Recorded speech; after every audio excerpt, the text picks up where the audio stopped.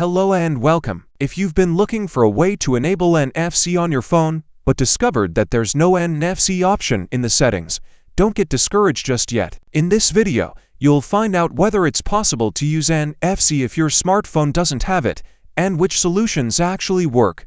First, it's important to understand one thing. NFC is not an app or a setting. It's a physical hardware chip installed inside the phone by the manufacturer. If your phone doesn't have this chip, no app, Android update, or secret code can add NFC support.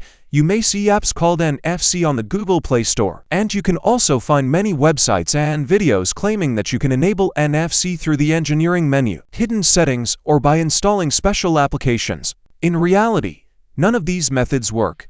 If your phone doesn't have the required NFC hardware, it is impossible to enable NFC through software.